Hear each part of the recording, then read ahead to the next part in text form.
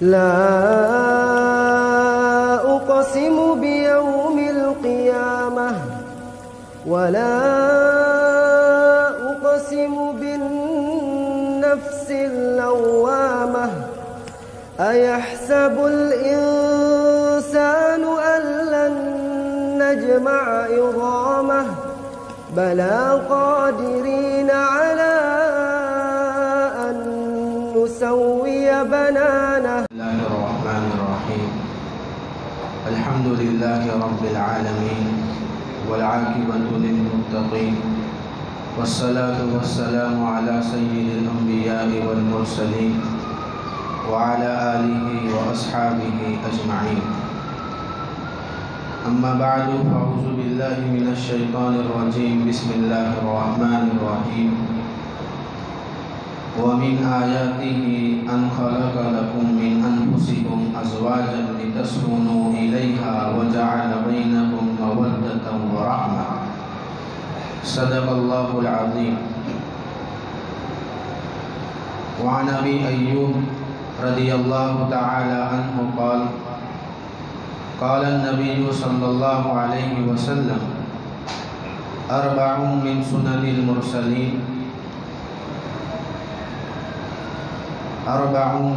المرسلين الحياء والتعدد والسواك والنکاح. رواہ الترمذی او کما قال علیہ الصلاۃ والسلام. عزیزو اور دوستو، دنیا اور دنیا میں جتنی بھی چیزیں ہیں، تمام چیزوں کو بنانے والی ذات صرف ایک اکیلے اللہ تبارک و تعالیٰ کی ہے، اور اس کے مالک بھی اللہ تبارک و تعالیٰ ہی ہے. اس لیے اللہ تبارک و تعالیٰ نے اس کا دعویٰ قرآن کریم میں کیا. چنانچہ فرمایا للہ ما فی السماوات و ما فی الارض. جو کچھ آسمانوں میں ہے اور جو کچھ زمینوں میں ہے وہ اللہ ہی کے لیے. دوسری جگہ اللہ پاک نے فرمایا لَهُ مَا فِي السَّمَاوَاتِ وَمَا فِي الْأَرْضِ وَمَا بَيْنَهُمَا وَمَا تَحْتَ الثَّرَى. کہ اللہ تبارک و تعالی بادشاہ ہے ان چیزوں کا جو آسمانوں میں ہے، زمینوں میں ہے، اور وہ چیزیں جو آسمان اور زمین کے درمیان ہیں، اور ان چیزوں کا بھی جو زمین کے اندر ہے. گویا کہ اس سے معلوم ہوا کہ تمام چیزوں پر جو بادشاہت ہے وہ اللہ تبارک و تعالیٰ کی ہے. لہٰذا جب بادشاہت اللہ کی ہے تو ہوگا بھی وہی جو اللہ چاہیں گے. بندہ کتنا بھی چاہ لے، اگر اللہ کی چاہت اس کے ساتھ شامل نہیں ہے تو وہ ہر چیز کا محتاج ہے. اور اللہ تبارک و تعالیٰ نے دیگر مخلوق کو پیدا کرنے کے ساتھ ساتھ انسانوں کو بھی اللہ ہی نے پیدا کیا. اور اللہ تبارک و تعالیٰ نے انسان کو پیدا کیوں کیا، اس کی وضاحت خود اللہ تبارک و تعالیٰ نے قرآن کریم میں کی ہے. چنانچہ سورہ ملک کے اندر اللہ نے فرمایا لِنَبْلُوَكُمْ أَيُّكُمْ أَحْسَنُ عَمَلًا. ہم نے پیدا اس لیے کیا تاکہ ہم تمہیں جانچیں کہ تم میں سے کون اچھے عمل کرتا ہے. اور یہ یاد دہانی اللہ تعالیٰ نے ایک بار نہیں کی، بلکہ قرآن میں بار بار اللہ نے یہ سبق دہرایا ہے کہ تمہیں دنیا میں آزمائش کے لیے پیدا کیا ہے. دنیا گویا تمہارے لیے امتحان گاہ ہے. یہ راحت پوری کرنے کی، لذت پوری کرنے کی جگہ نہیں ہے. یہاں تو اللہ پاک آزمائشوں میں رکھیں گے، کبھی نعمت دے کر آزمائیں گے، کبھی نعمت کو چھین کر آزمائیں گے. چنانچہ اللہ تبارک و تعالیٰ نے انسان کی پوری حقیقت بیان کی.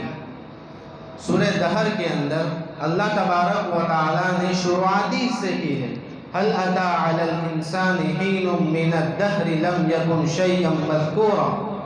کہ انسان پر ایک زمانہ ایسا گزرا ہے کہ وہ قابل ذکر شے نہیں تھی. کوئی شخص انسان کو نہیں پہچانتا.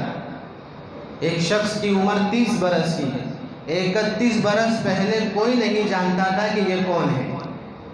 یہاں تک کہ جب انسان اپنی ماں کے پیٹ میں قرار پایا تو کوئی ڈاکٹر، کوئی انجینئر یہ نہیں بتا سکتا تھا کہ ماں کے پیٹ میں کون سا بچہ جنم لے رہا ہے، ماں کے پیٹ میں کون سا بچہ پل رہا ہے۔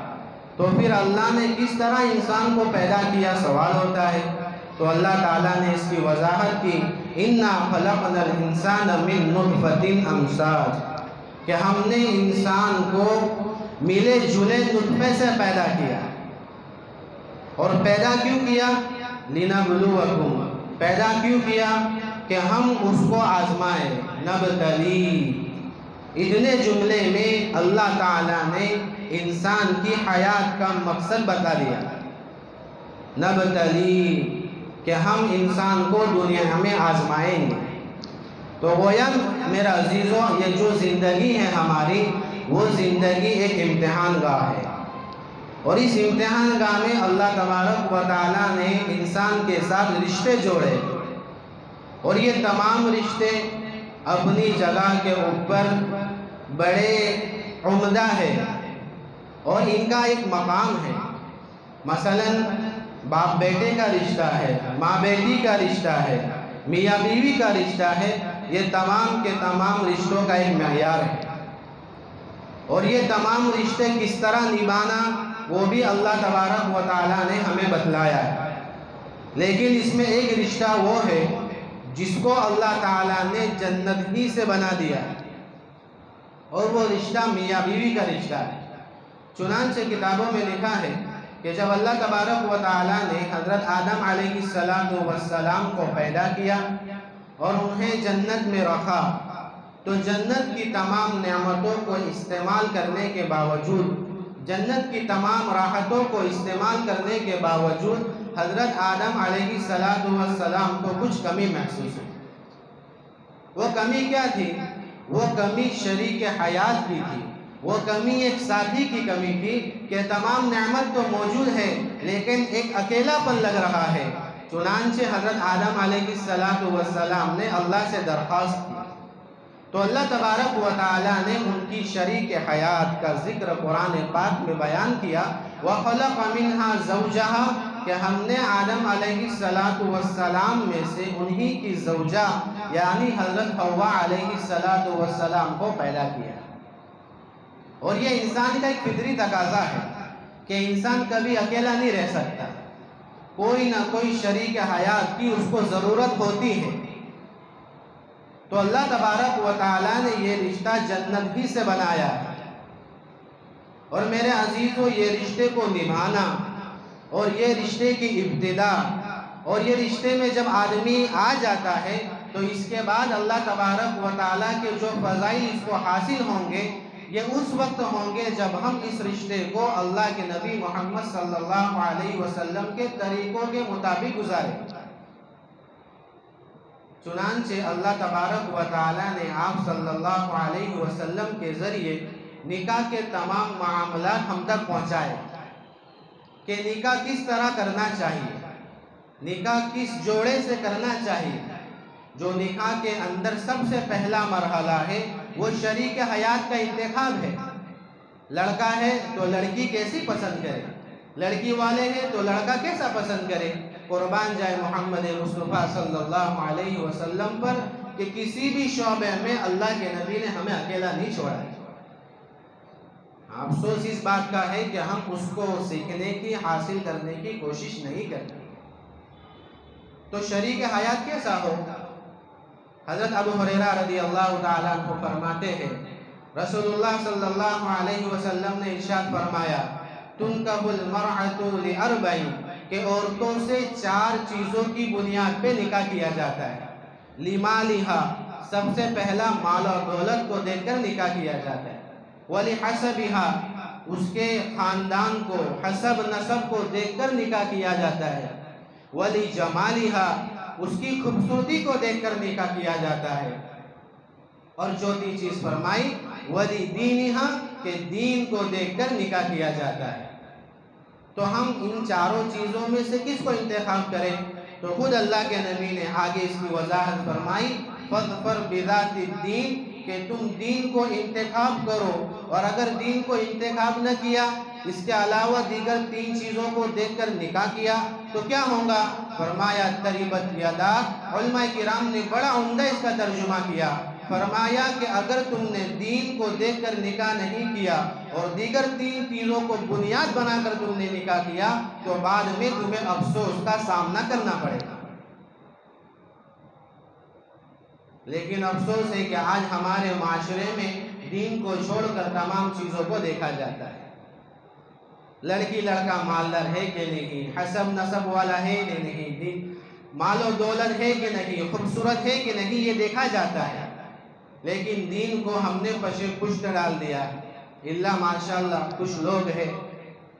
اس لیے یہاں پر مفتی عارف صاحب عثمانی رحمت اللہ علیہ نے بڑی عمدہ بات فرمائی، کہا کہ آج ہمارا معاشرہ ایسا ہو گیا ہے کہ ہم ظاہری پیکنگ کو دیکھ کر سامان خرید لیتے، چاہے اندر کتنا گھٹیا مال ہو ہم اس کو نہیں دیکھتے۔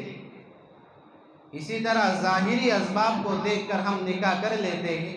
اس کی بنیاد یہ ہوئی کہ جب ہم نے دین کو چھوڑا تو دیندار نوجوان لڑکے اور لڑکی یہ بے نکاح آج بھی گھر میں پڑے ہوئے ہیں۔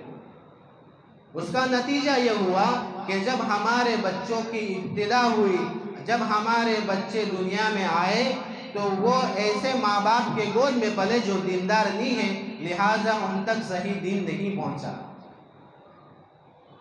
اور اگر دین کو دیکھ کر آدمی نکاح کرے تو پھر وہی معاشرہ ہوگا جو صحابہ کے زمانے میں تھا، کہ جب بچہ پیدا ہوتا، پیدا ہونے کے ساتھ ہی اسے دین مکمل حاصل ہو جایا کرتا ہے۔ دنیا میں اللہ نے کیوں بھیجا وہ مقصد اس کے سامنے ہوتا ہے۔ تو میرا عزیزو، ہمیں چاہیے کہ ہم ایسے لڑکے سے ایسے لڑکوں کا انتخاب کریں یا ایسی لڑکی کا انتخاب کریں جو دیندار ہو، جو شریعت کے پابند ہو، جو اللہ کے احکام کو پورا کرتے ہو۔ جب ہم دین کو دیکھ کر نکاح کریں گے تو میرے عزیزو یہ جو 3 چیزیں دوسری ہے وہ تو عارضی ہے، اللہ نے مقدر میں لکھی ہوگی تو ملے گی، اور مقدر میں نہیں لکھی ہوگی تو اللہ تبارک و تعالی دین کی بنیاد پر نکاح کرنے کی وجہ سے زندگی میں چین، سکون، اطمینان، راحت، عزت، برکت دے گا۔ اس کے بعد کا جو مرحلہ ہے وہ شادی کی تاریخ کا ہے اور انویٹیشن کارڈ چھپوانے کا ہے۔ چونکہ نکاح یہ خوشی کا موقع ہے اور آدمی خوشی کے اندر دیکھتا نہیں ہے کہ کتنا مال جا رہا ہے۔ اسی لیے بعض حضرات کہتے ہیں کہ ایک بار تو موقع آتا ہے جتنا خرچ کرنا ہے کر ڈالو، ایسا نہیں ہے۔ مال اللہ تعالیٰ کی نعمت ہے، قیامت کے دن اللہ تبارک و تعالیٰ مال کے متعلق 2 سوال کریں گے، کہاں سے کمایا، کہاں سے خرچ کیا۔ گویا کمانے میں بھی ہم اللہ کے حکم کے پابند ہیں اور مال کے خرچ کرنے میں بھی ہم اللہ کے حکم کے پابند ہیں۔ لہٰذا انویٹیشن کارڈ چھپانے کی شریعت نے گنجائش دی ہے، لیکن اس کا بھی ایک دائرہ ہے، اتنا مہنگا نہیں ہو جس پہ فضول خرچی ہو۔ اور اللہ کے نبی صلی اللہ علیہ وسلم نے تو خود نکاح کے اعلان کا حکم فرمایا ہے، چنانچہ فرمایا اعلنوا ھذا النکاح، اس نکاح کا اعلان کرو تاکہ جب یہ میاں بیوی راستے پر چلے تو لوگ بدگمانی نہیں کریں۔ اور نکاح کو منعقد کہاں کیا جائے؟ وَجْعَلُوهُ فِي الْمَسَاجِدِ، اور نکاح کو مسجد میں کیا کرو۔ گویا کہ مسجد میں نکاح کرنا یہ سنت ہے۔ تو 2 چیزیں ہوئی، ایک تو شریک حیات کا انتخاب کرنا ہے، اور نمبر 2 نکاح کے اندر فضول خرچی سے اپنے آپ کو بچانا ہے۔ میرے عزیزو، اللہ تبارک و تعالیٰ نے ہمیں جو دین دیا ہے وہ دین فطرت ہے۔ آدمی کی جو چاہت ہے اس چاہت کے مطابق ہمارا دین ہے۔ مثلا ایک باپ ہے، وہ چاہتا ہے کہ میرا بیٹا میری نافرمانی نہیں کرے، باپ چاہتا ہے کہ بیٹا میری فرما برداری کرے، تو اللہ کے نبی کے ذریعے اللہ نے حکم صادر فرما دیا کہ باپ کی رضا میں اللہ کی رضا ہے اور باپ کی ناراضگی میں اللہ کی ناراضگی ہے۔ گویا کہ اب باپ کی اطاعت کرنا، باپ کی فرما برداری کرنا بچوں پر لازم اور ضروری ہو گئی۔ اللہ کو راضی کرنا ہے تو باپ کو راضی کرو۔ تو اللہ نے جو دین دیا ہے وہ دین فطرت ہے۔ کوئی شوہر یہ نہیں چاہتا ہے کہ اس کی بیوی کا نامحرم سے تعلق ہو، کوئی بیوی نہیں چاہتی ہے کہ اس کے شوہر کا کوئی نامحرم لڑکی سے تعلق ہو۔ تو نکاح کی جو مصلحتیں ہیں، نکاح کے جو مقاصد ہیں، علماء کرام نے اس کو بھی بیان کیا ہے۔ سب سے پہلا مقصد نکاح کا یہ ہے کہ نکاح کے ذریعے اللہ تبارک و تعالی انسان کی اخلاق کی اور انسان کی عزت کی حفاظت کرتے ہیں۔ گویا کہ انسان گناہوں سے بچ جاتا ہے، گناہوں سے اس کی حفاظت ہو جاتی ہے۔ چنانچہ حضرت عبداللہ بن مسعود رضی اللہ تعالی عنہ فرماتے ہیں، رسول اللہ صلی اللہ علیہ وسلم نے ارشاد فرمایا، یا معشر الشباب من استطاع منکم الباءۃ فلیتزوج، اے نوجوانوں کی جماعت، تم میں سے جو شخص نکاح کی طاقت رکھتا ہو چاہیے کہ وہ نکاح کرے۔ اس کا فائدہ کیا ہے؟ آج ہمارا معاشرہ یہ بن چکا ہے کہ جب تک ہمارا گھر نہیں ہو جاوے ہم نکاح نہیں کرتے، جب تک ہم ویل سیٹ نہیں ہو جاوے تب تک نکاح نہیں کر سکتے۔ ایسا نہیں، اس کی وجہ یہ ہوئی، اس کا نقصان یہ ہوا کہ جب نکاح میں عمر بڑھتی گئی تو نوجوان مرد، نوجوان عورتیں یہ گناہوں کے شکار ہو گئے۔ اسی لیے اللہ کے نبی نے اس کی وجہ بھی بتائی کہ جب تم نکاح کرو گے تو تمہیں کیا فائدہ حاصل ہوگا؟ فرمایا فَإِنَّهُ أَغَضُّ لِلْبَصَرِ وَأَحْسَنُ لِلْفَرْجِ، کہ نکاح کرنے سے یہ آنکھیں نامحرم کی طرف اٹھنے سے بچ جائے گی اور اللہ تبارک و تعالیٰ تمہاری شرمگاہوں کی حفاظت کرے گی۔ یہ دو چیزیں ہیں، آنکھوں کا استعمال صحیح ہوگا اور شرمگاہ کی حفاظت ہوگی۔ دوسری جگہ اللہ کے نبی نے اسی دو چیزوں کی حفاظت پر جنت کا وعدہ کیا ہے اور ساتھ میں زبان کی حفاظت بھی کی ہے۔ اللہ کے نبی نے فرمایا من یغمن لی بین لحییہ وبین رجلیہ اضمن لہ الجنہ، او کما قال علیہ السلام، کہ جو شخص مجھے دو چیزوں کی گارنٹی دے دے، جو شخص مجھے دو چیزوں کی گارنٹی دے، ایک وہ ہے جو دونوں جبڑوں کے درمیان ہے یعنی زبان، دوسری چیز وہ ہے جو دونوں رانوں کے درمیان ہے یعنی شرمگاہ۔ یہ دو چیزوں کی جو آدمی گارنٹی مجھے دے دے گا میں اس کو جنت کی گارنٹی دیتا ہوں۔ کتنا آسان عمل ہے، نکاح کرنے سے شرمگاہ کی حفاظت ہو گئی۔ ایک چیز کی گویا آدمی نے گارنٹی اللہ کے نبی کو دے دیا، اب باقی ہے ایک چیز زبان۔ تو دوسرا جو ہے فائدہ اس کے اندر یہ ہے کہ اللہ تبارک و تعالی نکاح کے ذریعے انسان کے ایمان کی تکمیل کرتے ہیں۔ چنانچہ اللہ کے نبی صلی اللہ علیہ وسلم نے فرمایا اذا تزوج العبد فقد استکمل نصف الدین، کہ جب آدمی نکاح کرتا ہے تو اس کا آدھا دین مکمل ہو جاتا ہے۔ فَلْيَتَّقِ اللَّهَ فِي النِّصْفِ الْبَاقِ، پس چاہیے کہ اب وہ آدھے دین کے اندر اللہ تبارک و تعالیٰ سے ڈر کر زندگی گزارے، او کما قال علیہ السلام۔ تو جب آدمی اللہ سے ڈر کر زندگی گزارے گا تو اپنی زبان کی حفاظت کرے گا، گویا زبان کی بھی حفاظت ہو گئی اور شرمگاہ کی بھی حفاظت ہو گئی۔ جو آدمی نے یہ دو چیزوں کی حفاظت کا وعدہ اللہ کے نبی کو دے دیا اس کی جنت پکی ہے۔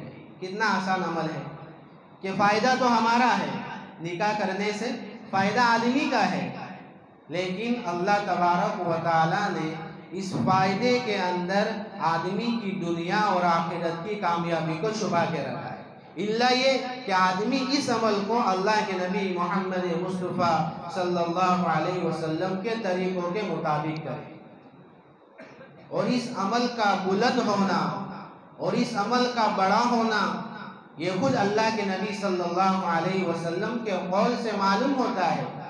اس لیے حضرت ابو ایوب انصاری رضی اللہ تعالیٰ کو روایت کرتے ہیں کہ رسول اللہ صلی اللہ علیہ وسلم نے ارشاد فرمایا کہ 4 چیزیں یہ انبیاء علیہ السلام کی سنتوں میں سے، یعنی کہ 4 چیزوں کو انبیاء نے اپنایا ہے، اور جن چیزوں کو انبیاء نے اپنایا اس کی قبولیت کا تو کیا اندازہ ہو سکتا ہے؟ سب سے پہلی چیز حیا، شرمندگی، نمبر 2 خوشبو، عطر، نمبر 3 مسواک، جس سے بہت سارے مسلمان آج غافل ہیں، اور نمبر 4 نکاح، کہ تمام انبیاء علیہ السلام نے نکاح کے عمل کو کیا ہے۔ بعض انبیاء علیہ السلام اس سے مستثنا ہیں، لیکن نکاح تو ہمیں کرنا ہے، ہماری ضرورت ہے۔ لیکن اگر آدمی اس نکاح کو سنت سمجھ کے کرتا ہے تو ضرورت بھی پوری ہو رہی ہے اور سنت کا ثواب بھی اس کو ساتھ ساتھ مل رہا ہے۔ اور اللہ تبارک و تعالی نے اس جوڑے کو اپنی نعمت کے طور پر، اپنی نشانی کے طور پر قرآن کریم میں ذکر کیا، چنانچہ فرمایا وَمِنْ آيَاتِهِ أَنْ خَلَقَ لَكُم مِّنْ أَنفُسِكُمْ أَزْوَاجًا، اللہ کی نشانیوں میں سے ایک نشانی یہ ہے کہ اللہ نے تمہارے ہی اندر سے تمہارے لیے عورتوں کو بنایا، تمہارے جوڑوں کو بنایا، تمہاری بیویوں کو بنایا۔ کیوں بنایا بھائی؟ بنانے کی وجہ کیا ہے؟ تو خود اللہ تبارک و تعالیٰ نے اس کی وضاحت کی، لِتَسْكُنُوا إِلَيْهَا وَجَعَلَ بَيْنَكُمْ مَوَدَّةً وَرَحْمَةً، تاکہ تم ان کے پاس سکون حاصل کرو اور تمہارے آپس میں محبت اور رحمت اللہ تبارک و تعالیٰ نے ڈال دی ہے۔ علماء کرام نے اس کی تفسیر بڑی عمدہ کی ہے، چنانچہ فرمایا کہ اللہ نے 2 چیزیں بیان کی، ایک تو سکون حاصل کرنا ہے اور ایک دونوں کے درمیان محبت ہے۔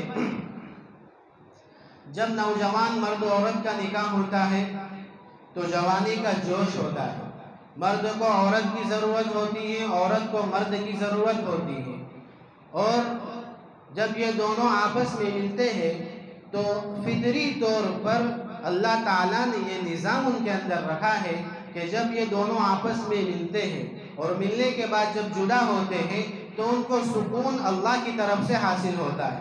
لِتَسْكُنُوا إِلَيْهَا کا مطلب علماء کرام نے یہ بیان کیا۔ ایک سکون کا مطلب یہ بیان کیا ہے کہ ایسا نہیں ہے کہ آدمی کی زندگی میں نکاح کرنے کے بعد ٹینشن نہیں آئیں گی، آدمی کی زندگی میں نکاح کرنے کے بعد پریشانی نہیں آئیں گی۔ دنیا تو امتحان گاہ ہے، یہ پریشانیوں کا گھر ہے، یہ تکلیفوں کا گھر ہے، تو آدمی کے ساتھ پریشانیاں تو لگی ہوئی ہے، تکلیفیں تو لگی ہوئی ہیں، لیکن جب آدمی کے ساتھ کوئی ساتھ ہوتا ہے تو آدمی کی جو پریشانی ہوتی ہے، آدمی کی جو تکلیف ہوتی ہے، وہ تکلیف آدمی سے کم ہو جاتی ہے۔ سکون کا مطلب یہ ہے۔ اکیلا ہے تو بہت تکلیف ہے، کسی کو کہہ نہیں سکتا، کسی کو بول نہیں سکتا، کسی کو بتا نہیں سکتا، اسی لیے جو جملہ ہمارے اندر مشہور ہے کہ نہ کہہ سکتے ہیں نہ سہ سکتے ہیں، یہ حالت آدمی کی اکیلے پن میں ہو جاتی ہے۔ لیکن جب یہ شادی شدہ لوگوں کا تجربہ ہے، اور ہمیں ہوتا بھی ہوگا کہ جب ہمارے ساتھ ہماری بیوی ساتھ میں ہوتی ہے تو جب کوئی ٹینشن ہمارے اوپر آتا ہے تو ہم اس کو بتاتے ہیں تو ہمارا ٹینشن ہلکا ہو جاتا ہے۔ یہ لِتَسْكُنُوا إِلَيْهَا کا مطلب، وَجَعَلَ بَيْنَكُمْ مَوَدَّةً وَرَحْمَةً کا مطلب کیا ہے؟ علماء کرام نے بہت پیاری تشریح فرمائی، چنانچہ فرمایا کہ جوانی کا عالم جب ختم ہو گیا تو اب آدمی بوڑھا ہو گیا، کسی کام کا نہیں ہے، نہ آدمی کو عورت کی ضرورت ہے نہ عورت کو آدمی کی ضرورت ہے، تو اب کیا ہوگا؟ سکون کیسے حاصل کرے؟ تو اللہ تبارک و تعالیٰ نے فطری طور پر یہ محبت ان میں ڈال دی ہے کہ چاچا چاچی کو دیکھ کر سکون حاصل کر لیتے ہیں اور چاچی چاچا کو دیکھ کر سکون حاصل کر لیتے ہیں۔ اسی لیے اگر کسی گھر کے اندر 2 یا زائد بھائی ہو اور چاچا الگ گھر پر ہو، چاچی الگ گھر پر ہو، تو دونوں کو سکون نہیں آتا۔ کیوں؟ اس لیے کہ فطری تقاضا ہے، جب تک ایک دوسروں کو نہیں دیکھیں گے تب تک میرا عزیزو سکون نہیں ملے گا۔ تو یہ نکاح کے فائدے ہیں۔ تیسرا فائدہ یہ بیان کیا کہ نکاح کرنے سے انسان کی نسل کے اندر اضافہ ہوتا ہے، اور انسان کی نسل کے اندر جو اضافہ ہوتا ہے اس کا فائدہ کیا ہے؟ اللہ کے نبی محمد مصطفیٰ صلی اللہ علیہ وسلم نے ارشاد فرمایا تزوجوا الودود الولود فإنی مکاثر بکم الامم، تم ایسی عورتوں سے نکاح کرو جو زیادہ محبت کرنے والی ہو، زیادہ بچے جننے والی ہو۔ اب مسئلہ یہاں بھی یہ کھڑے ہوا کہ ہمارے معاشرے میں جہاں کہیں جس گھر کے اندر بچے زیادہ ہوتے ہیں دوسرے لوگ ان کو طعنہ دیتے ہیں اور اس کو برا سمجھتے ہیں، حالانکہ یہ تو اللہ کے نبی کی تعلیم ہے کہ بچوں کو زیادہ پیدا کرو۔ بھائی کیوں پیدا کرو؟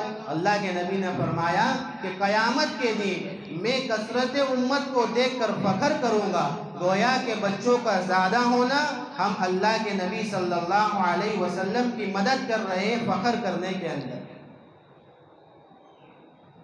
تو یہ کوئی بری چیز نہیں ہے، بلکہ یہ تو خود اللہ کے نبی محمد صلی اللہ علیہ وسلم کی تعلیم ہے، اور اگر یہ بری چیز ہوتی تو اللہ کے نبی حضرت انس رضی اللہ تعالیٰ عنہ کو کبھی اولاد کی زیادتی کی دعا نہیں دیتے۔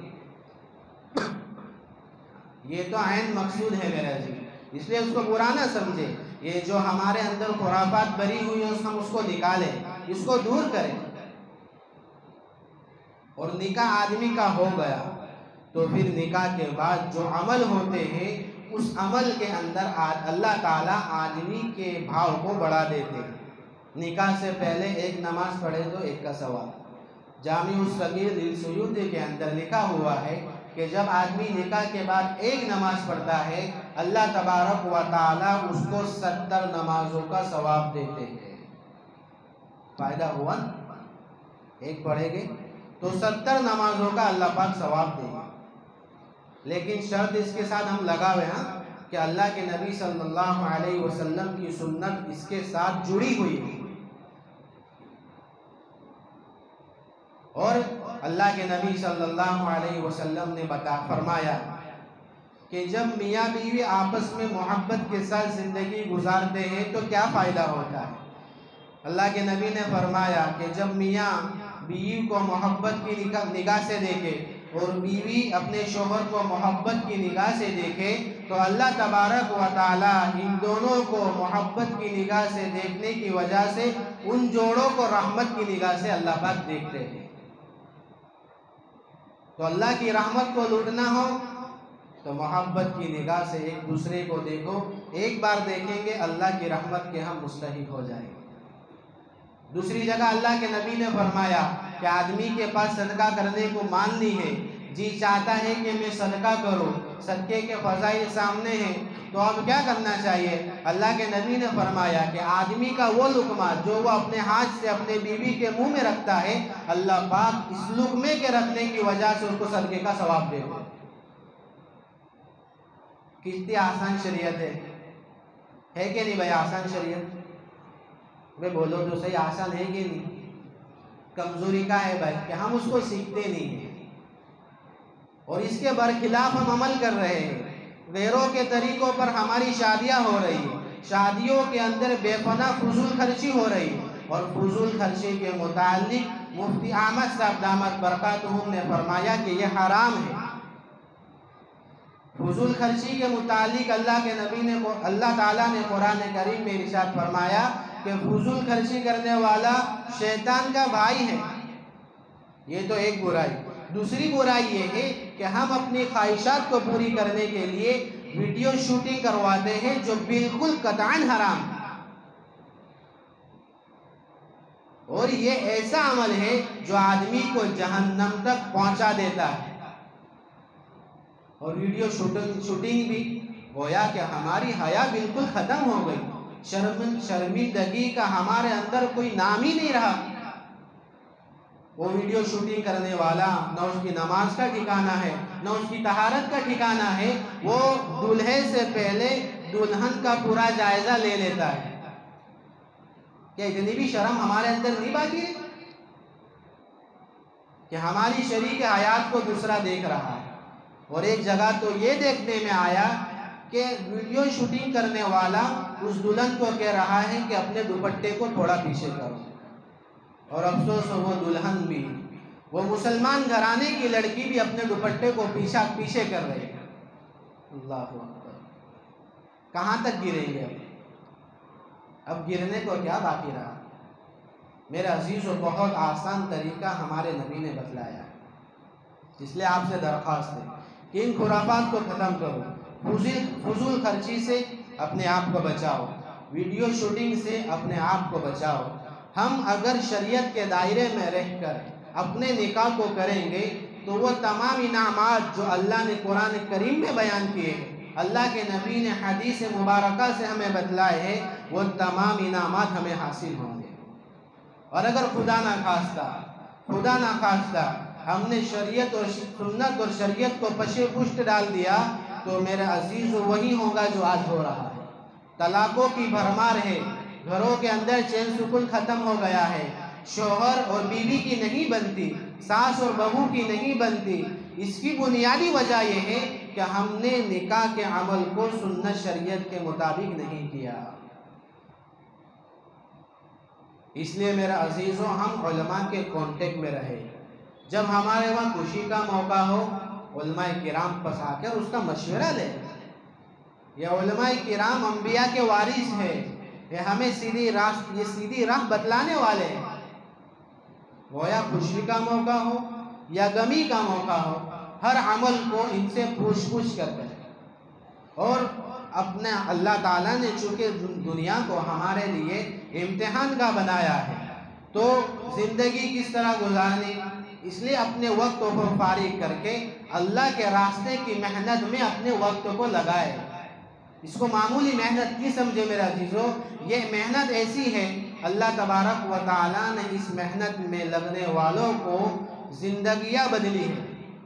جو شرابی تھے انہوں نے توبہ کی ہے، جو بے نمازی تھے انہوں نے توبہ کی ہے، جو نوجوان تھے ان کے چہروں کے اوپر سنت اور شریعت زندہ ہوئی۔ اس لیے علماء کرام کے کانٹیکٹ میں رہے، جو ہماری بستی کے اندر دعوت اور تبلیغ کے اعتبار سے اعمال ہوتے ہیں اس میں اپنے آپ کو لگائے۔ جب اس طرح ہم اپنی زندگی کو گزاریں گے تو میرے عزیزو، اللہ تبارک و تعالی دنیا کی کامیابی بھی ہمیں عطا کریں گے اور مرنے کے بعد ہمیشہ کی جنت کا مالک بنائیں گے۔ اللہ تبارک و تعالی ان تمام باتوں پر ہمیں عمل کرنے کی توفیق عطا فرمائے۔ وآخر دعوانا ان الحمد للہ رب العالمین۔